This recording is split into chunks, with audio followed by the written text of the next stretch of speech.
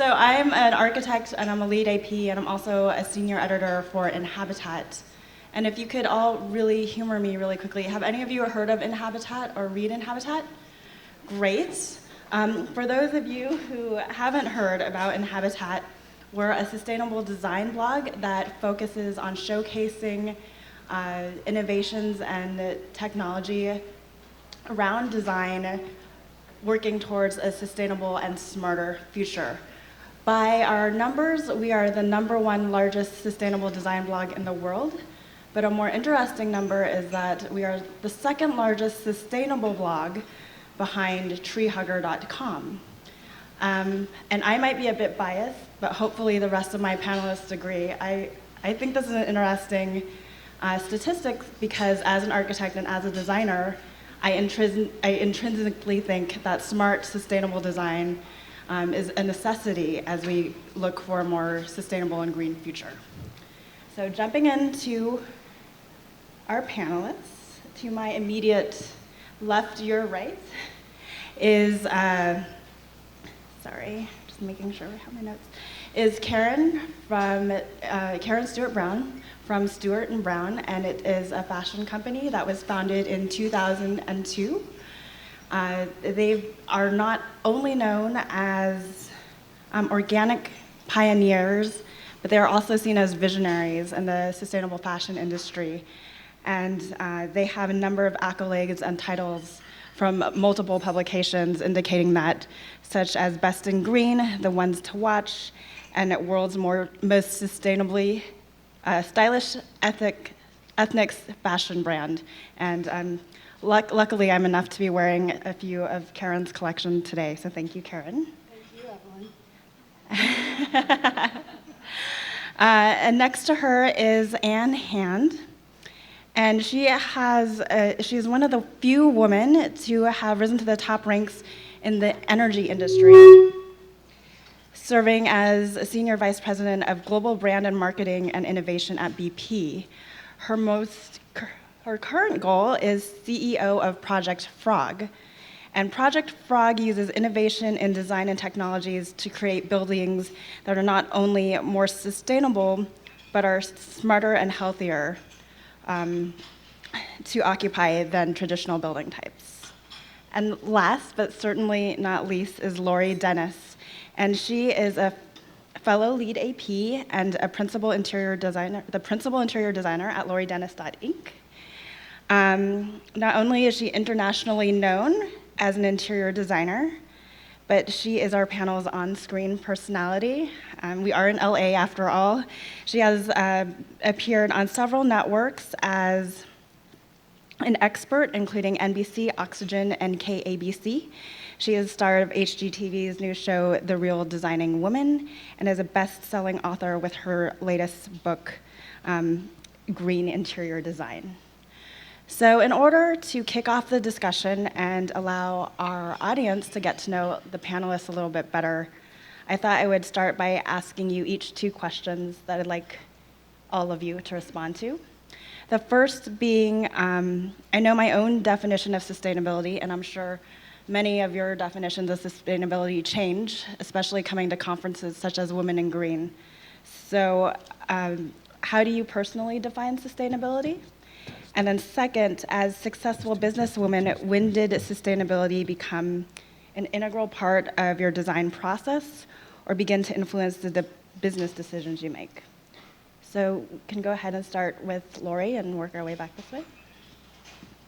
For me, sustainability is a 3-part equation. There's the environmental aspect of it, which we all know, which would take into consideration companies that are how they manufacture, how they process things, what end products they're producing, what kind of energy are they using in that procedure. The second part of it would be human health, and whether that's in an office or in a home, indoor air quality. In an office, are people getting a lot of natural daylight? The ventilation systems, are they getting good, clean, fresh air?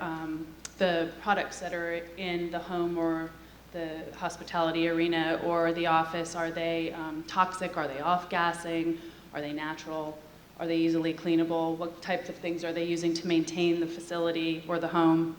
And the last part, and something that really touched me today when we heard Ms. Jones speak a few minutes ago, was I always thought social welfare is the third component for me, and I always thought that we really needed to worry more about companies that were doing business overseas, because we have it covered here in America. We have rules and procedures and laws that protect our people and our workers, and so, you know, I go on the campaign and say we need to make sure that other communities are being treated fairly, living wages, and that the companies that are benefiting from these indigenous peoples in these different areas and from their products are being compensated, and having the companies invest back into those communities. And I was very disgusted today to find out that that's happening here too, on a very large scale with our own indigenous people. So those are the three components for me of sustainability, and meeting all three would be a very sustainable business. Yeah, we can each take the first question and then go back around. So a little similar, at Frog, we define sustainability as environmental, economic, and human. And, you know, because the whole premise of our firm, our whole existence, is that there's got to be a better way to build. And that's not just addressing the inefficiencies in the construction process, but really asking the question, how do you design environments that optimize kind of human performance and kind of the capital H version. So we do think a lot about health and acoustics, the things that you spoke about, air quality, but also really trying to correlate it directly to output metrics. So, you know, when you put students in a Frog building, do grades go up because of the daylight and the way that we've modeled the optimal building for learning? Does absenteeism go down? Obviously, because asthma is one of the #1 culprits for absenteeism increases. We think about employee productivity. So even if it's in a retail environment, we look at other important stats about human performance. And then when it gets into healthcare, of course, we're starting to do clinics now, and all the correlations to views to the outside, again, good acoustics, good air quality, how those things accelerate healing. So trying to take the human, environmental, and economic, but actually starting to try to link our buildings then to measurable outputs. Right, Karen. Our company focuses on clothing manufacturing, so that's a big hot topic for us. And of course, we follow the same path as the other two ladies. And I think the humanistic side has become more important in our industry than it was in the past. My husband and I started this company really just seeing the clothing manufacturing as a very dirty process, so that was really our focus at the beginning. And the more that we did our research, the more we were in business, we realized that there was humanistic issues as well throughout the world.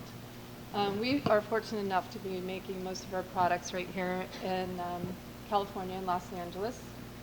So I was fortunate enough as a designer to have a career at Patagonia before starting my own brand. So I had kind of a very good educational course in what now is my own business.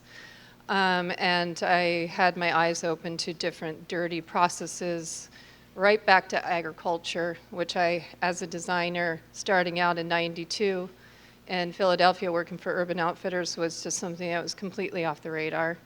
So it was an eye-opening experience to just go to a farm and see the differences between conventional cotton growing and organic cotton growing. And as soon as I had that experience, just the rock was turned over and the whole rest of the gamut came out, and I just started questioning everything. So it also goes into the factories that we were using in China. We are still working in China at a very sustainable factory there, but it's diminishing there, unfortunately. I had a very high hopes that China was going into this new green venue, but I think it's a little difficult to see transparency there. So we're working a very small program there, but we're also starting to look at alternatives, unfortunately. Check. And we also work in Mongolia, and that's a happy story because we're supporting, I think, about 100 Mongolian families there. And we are We're helping them live their centuries-old nomadic herdsman way of life by raising cashmere goats. I don't know if anyone is familiar with how you do that. But you don't stay on a farm. You raise your goats throughout the high plateau and outside of Ulaanbaatar, Mongolia.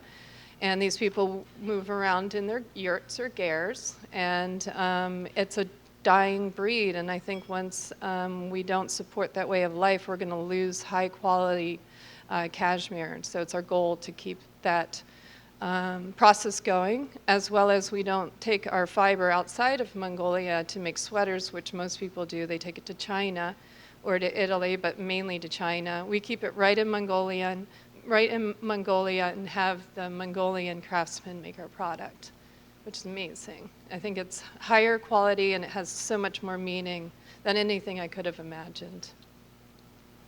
So great. Circling back to Lori, Ann and Karen told us a little bit about sustainability in their business, and I don't think you got an opportunity to do that. So in terms of integrating your sustainable process into your practice. Yes. We have an opportunity to work with so many thousands of different vendors in our business. So our own internal business, we follow sustainable guidelines in terms of the way that we behave and practice and manufacture, but we have a checklist and a criteria that the people that we work with need to hit. And it's almost impossible for folks to hit every single criteria, but the more they have, the more we're willing to work with them. And charitable acts are also a huge part of it as well.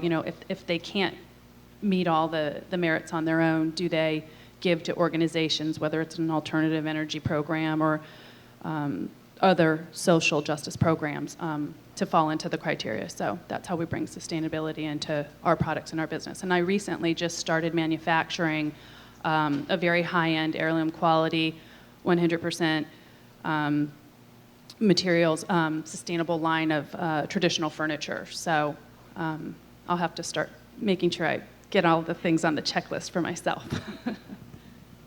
Great. So all of you talked about a very human element.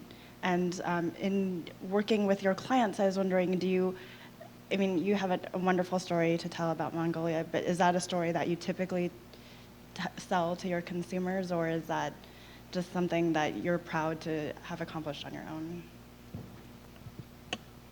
It's definitely something that we convey the message to our customers, but I think a lot of times we're not directly in touch with our customers.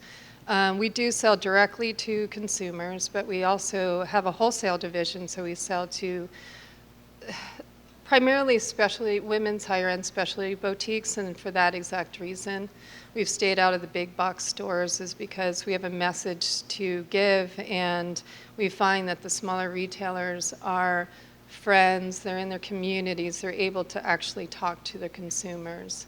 So our story is very important, and so I think that what's also really important as a clothing company is not to jam information down people's throats and make them feel bad about doing things conventionally. It's just if they're interested and they see a little bit of something, like it's on our hang tag, maybe they'll go to our website and learn more. So the information is there, but it doesn't end there either. We put our any kind of design or manufacturing we do, we put it through a filter. And whether it's in Los Angeles, whether it's in Peru, whether it's in Mongolia or China, we have a checklist of things that have to be right with that process to make sure that we're doing everything as good as we can today. It's not 100% sustainable. We don't preach that we are, but we're working toward it every day. Great. And Anne, so you obviously offer through Project Frog a very sustainable product. Is it a true market differentiator for you to be more sustainable, or? Yeah, it is, but I'll be candid, because I've spent a good kind of the last 10 years trying to sell greener solutions to consumers and B2B, and it's not easy, because people still don't really feel comfortable paying for green. They vote kind of with their hearts, but not with their wallets. And in a way, I feel like I've stayed inspired to go for this space in a way, because I've just maybe in some ways kind of like lowered the bar of like my expectations of what I should ask people to be able to think through in the purchasing decision. So my kind of goal, and especially when you're in venture-backed companies, you know, your investors, they all have good intentions, but they also want their returns fast. So I feel like our challenge at Frog has been, don't make people feel like they have to have a PhD to do the math on this. You're asking them to build a building differently, and really fundamentally not much has changed in construction since the Roman days. So that's a big change. And so don't ask them to have the PhD, and don't ask them also to perhaps have to throw out all their other corporate rules and governance to make this decision.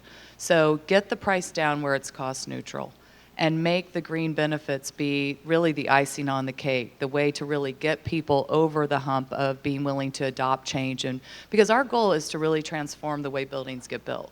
We think that fundamentally it's just a broken, messy, gross process. And sadly, the result is inevitably that you get a building late, it costs more than you expected, and it wasn't designed to optimize for your use.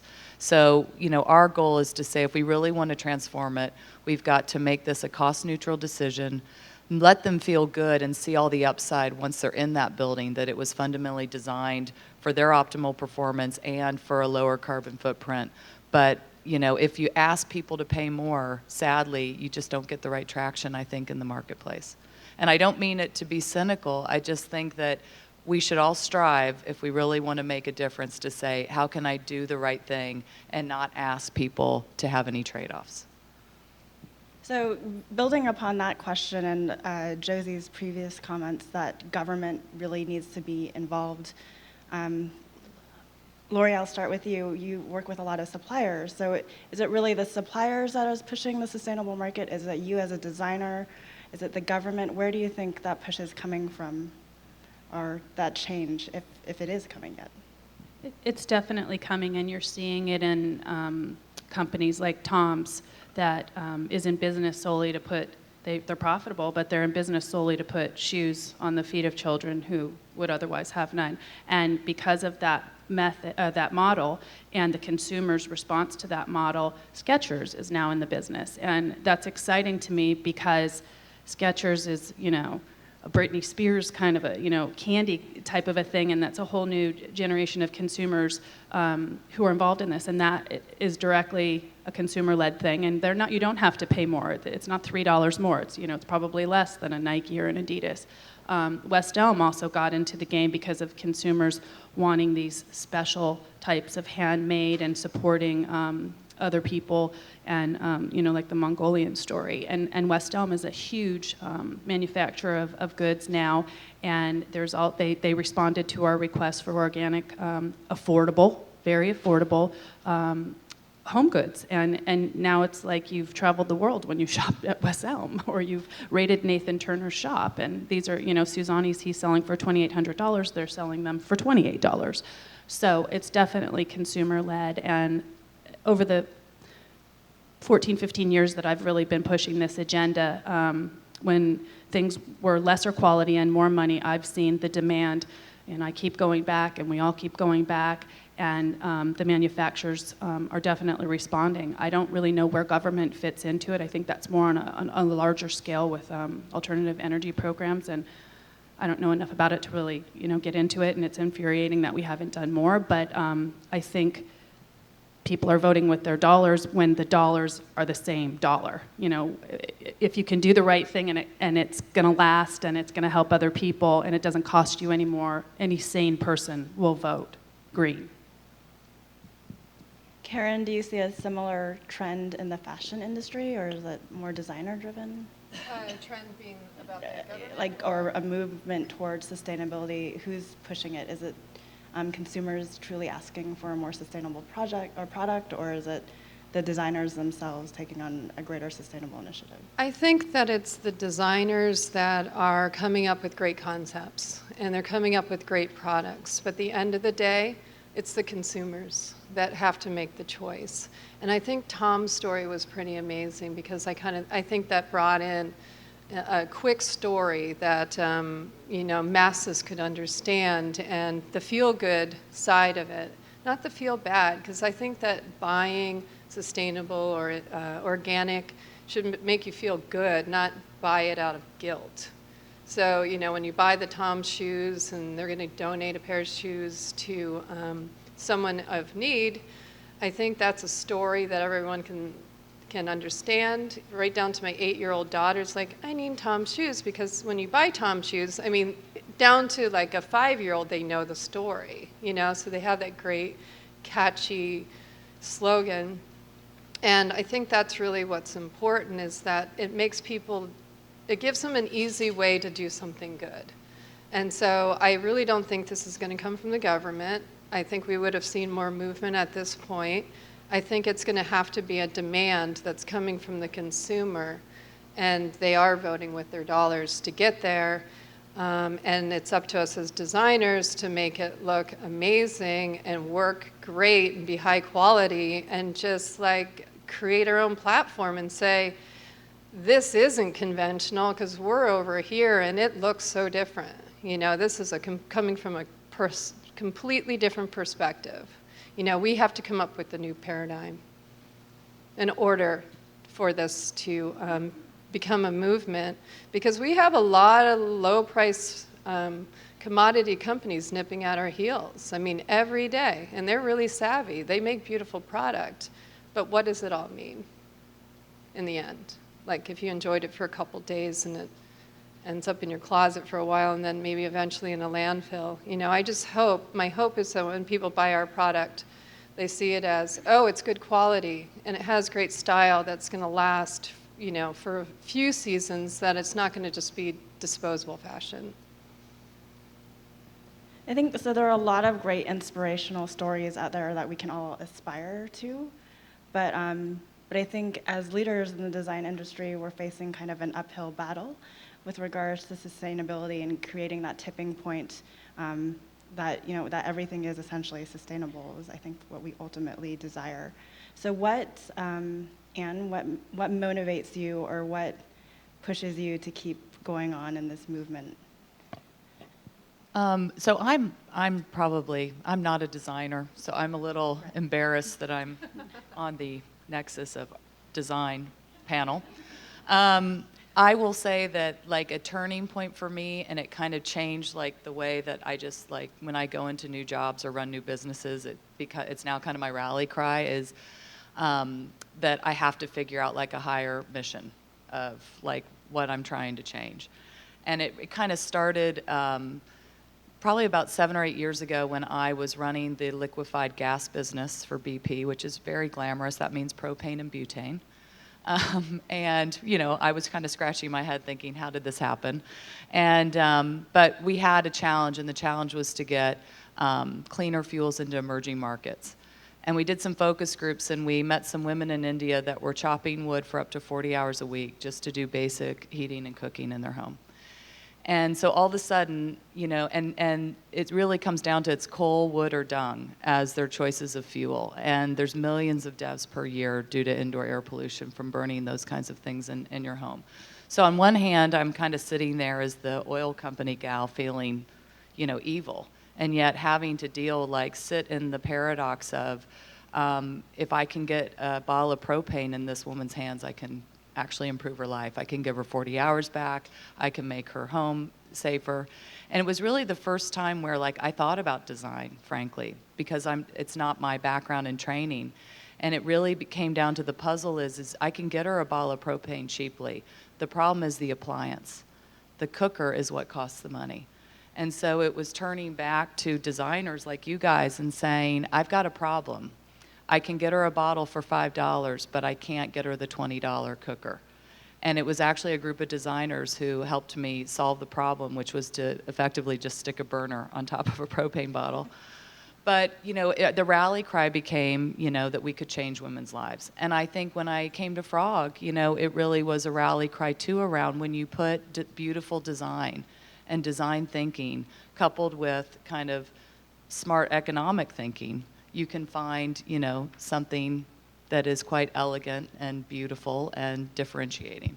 And so, you know, I think, you know, if there's any, you know, thing I would say that motivates me, it's just that I've kind of figured out the hard way in my career that I have to constantly like put design and different types of thinking around me to solve problems in a very different way than the traditional industry that I'm in. So I get motivated by constantly just bringing very different types of thinking.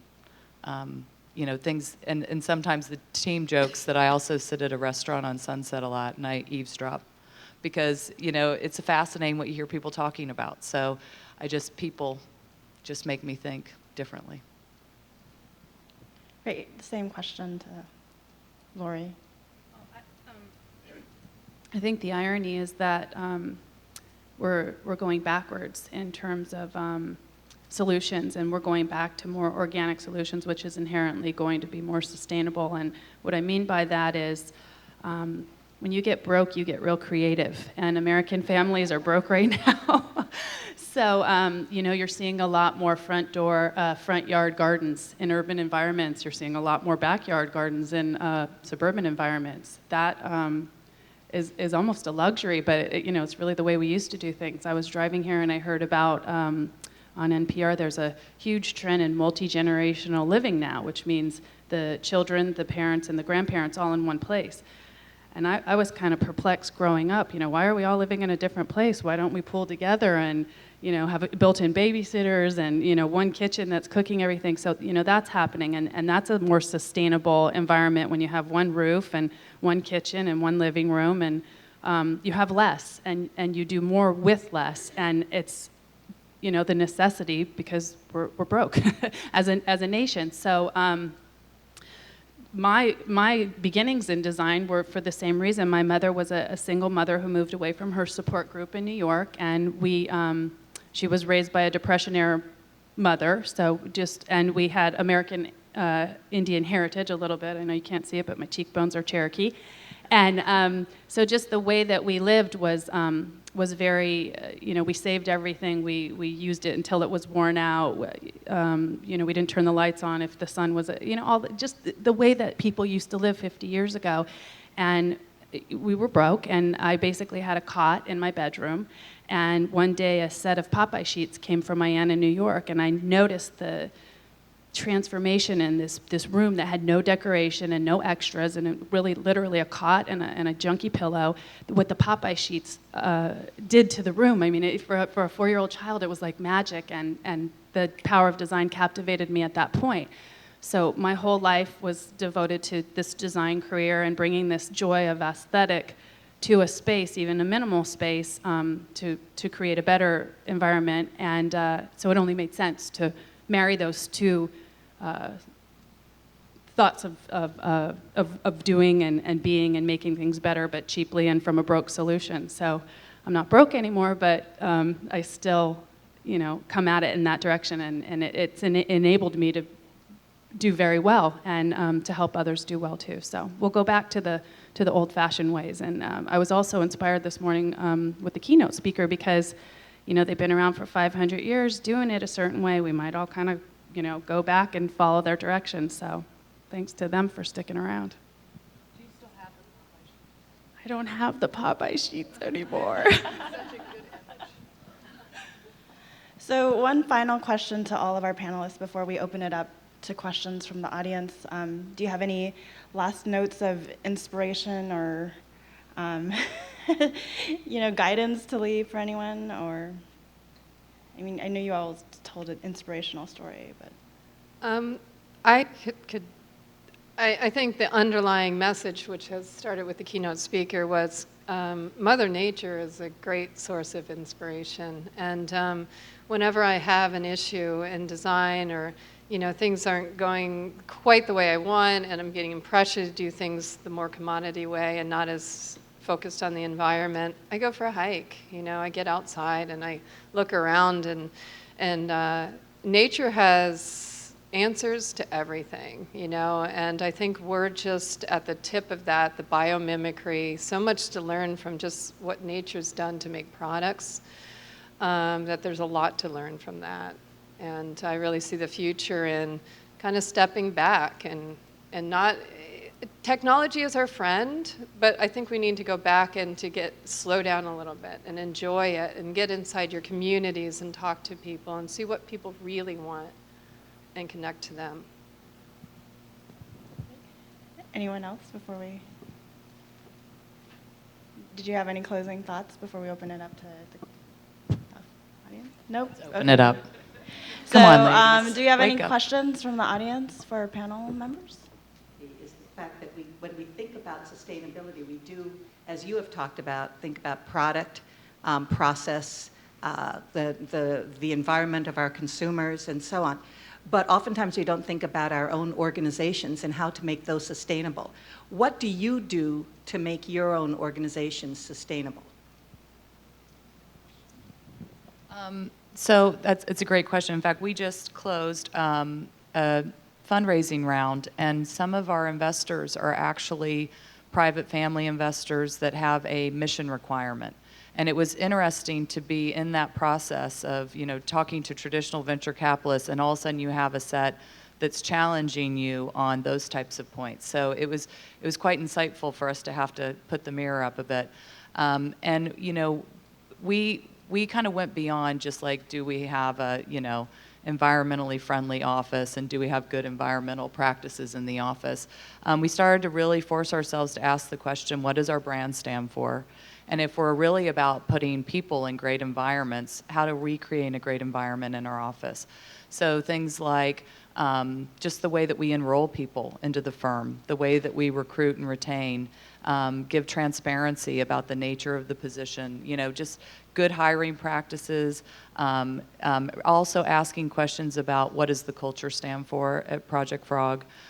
So I think what the process did for us is force us to actually expose a gap we had, that we were resting informally on a great culture and a great work environment, but we hadn't taken the time to actually document those things and ensure that as we now expand from 22 people to, hopefully much more as we scale, that actually is quite institutionalized. So we don't, I would say that that's kind of a thing that people struggle with. And it's one thing to say you don't print, too much at work, but I think it is something bigger that's quite cultural.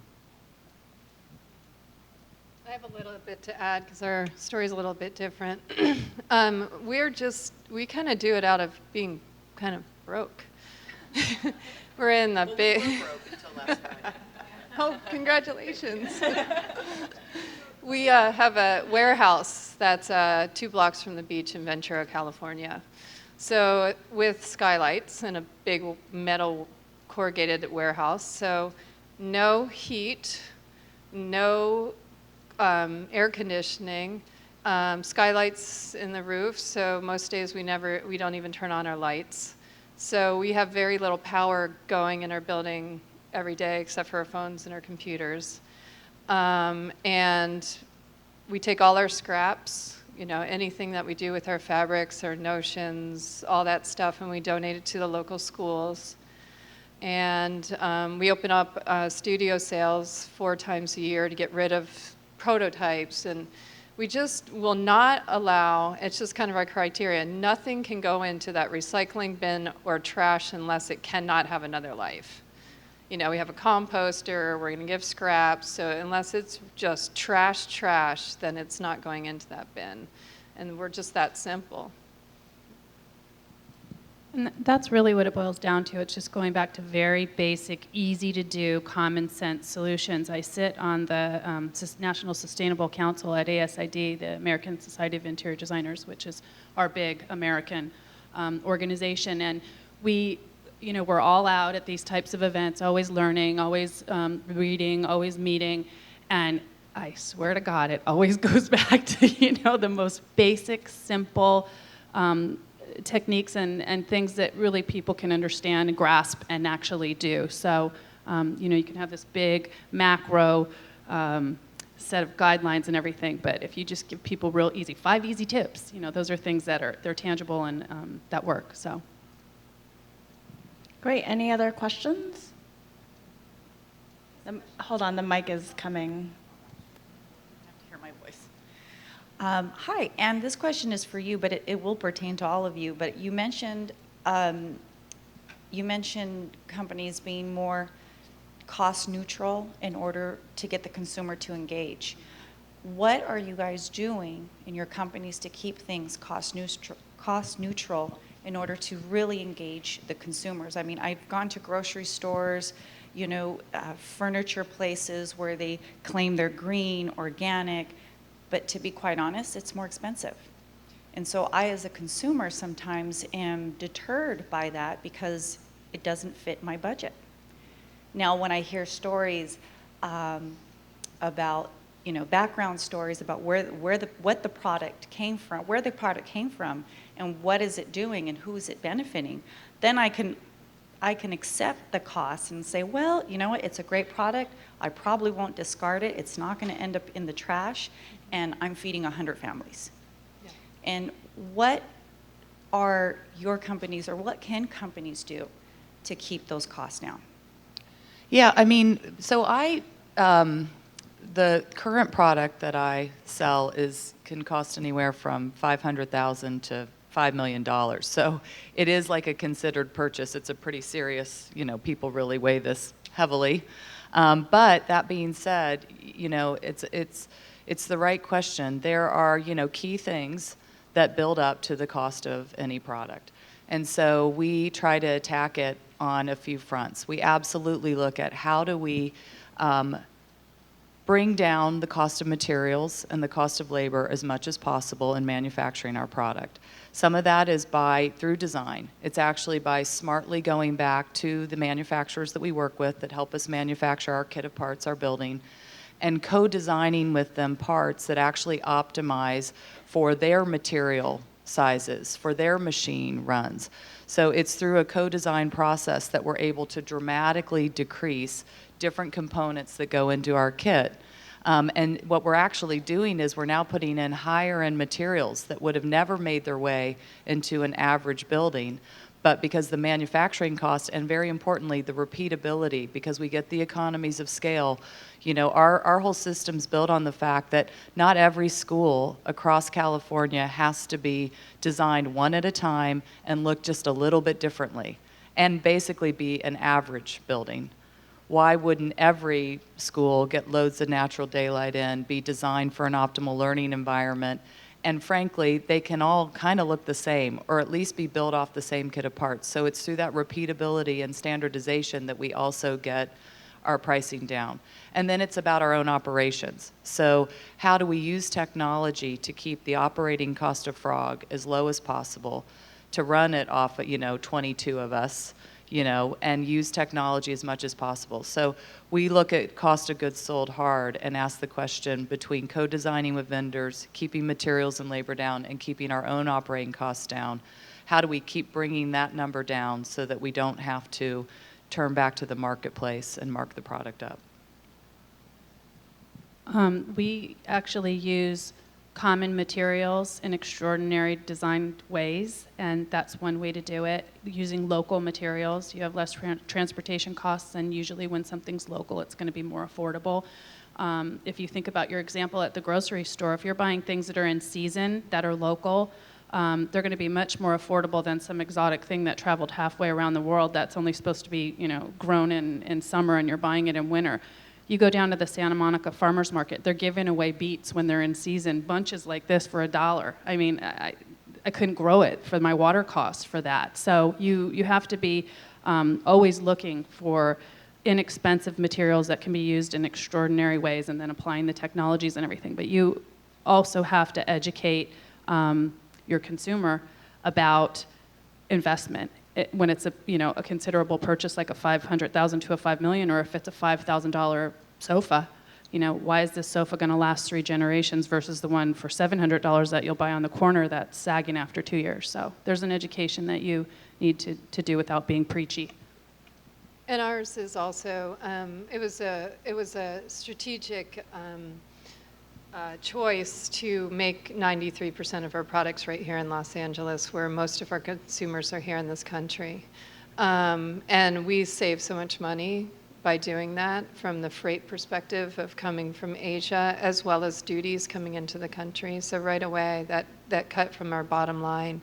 And then we just are highly efficient in-house. You know, we don't waste time, we don't waste product, we try not to hardly waste at all in-house. You know, and I think that's a key to a lot of it. From the different companies that I've worked with in the past, I saw a horrendous amount of waste, both from an environmental, but also just in a working environment. That was one of the reasons I started my own company, to make a difference.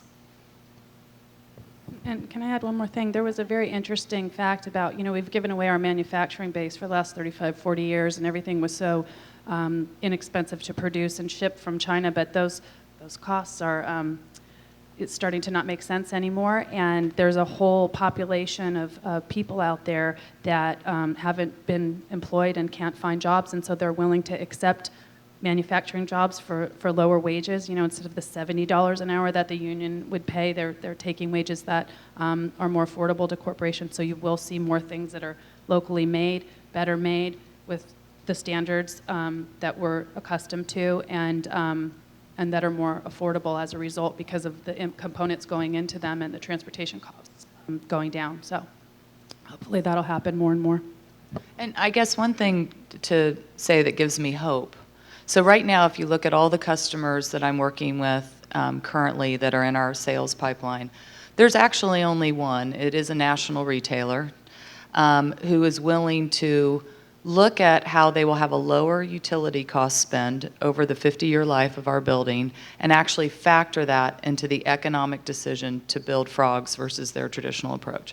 So on one hand, you'd say, gosh, that stinks, basically. There's only one. They all love it, but only one will actually pay more. But what does give me hope is that this is not even a conversation that needs to even be debated with the people that right now are sitting in university and high school.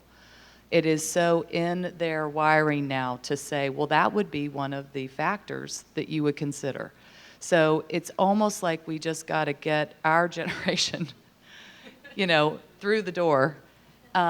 You know, but the things that my nieces and nephews talk to me about, it's just going to be different. So I really feel like we just kind of got to hang in there, get traction with what we're trying to push into the marketplace sensibly, so that it really can just have the big kind of trajectory or uptick when we've got a whole base of consumers just waiting in the wings it really won't be a hard sell at all. Right. Oh, one more question over in the corner.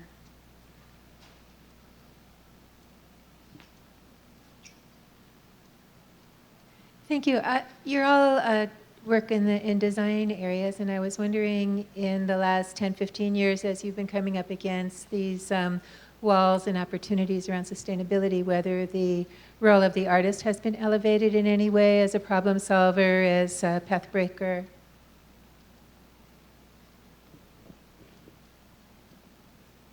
We've seen some ups and downs through the green agenda. I can speak from our business that there was a steep incline of interest 4 years ago, and it was seeming to really peak, and a lot of industries were getting into it, and a lot of clothing industries were getting into it as well.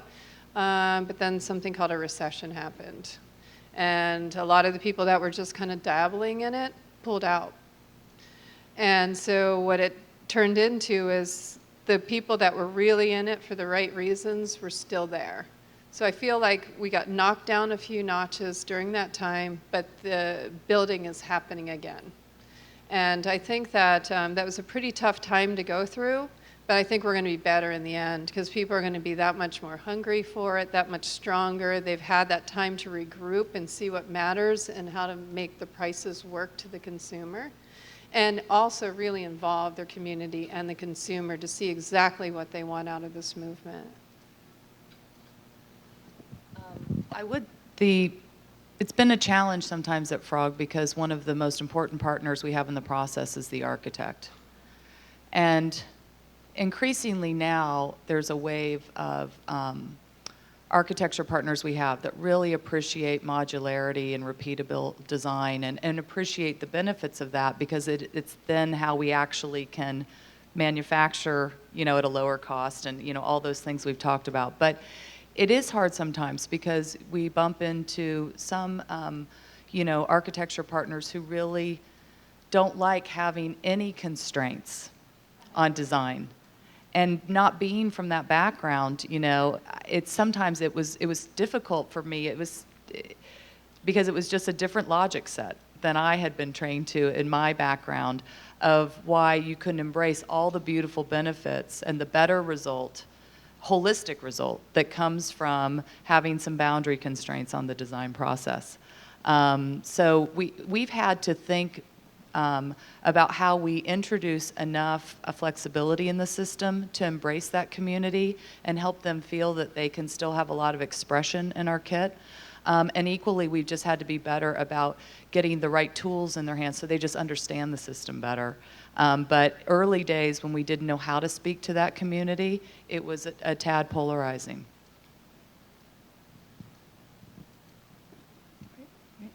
Okay, so I think we are about, unfortunately, I think we're out of time, but I believe all the panelists are going to be here throughout the day. Except for Lori, unfortunately. If you have any questions, you can feel free to approach them later. Thank you very much.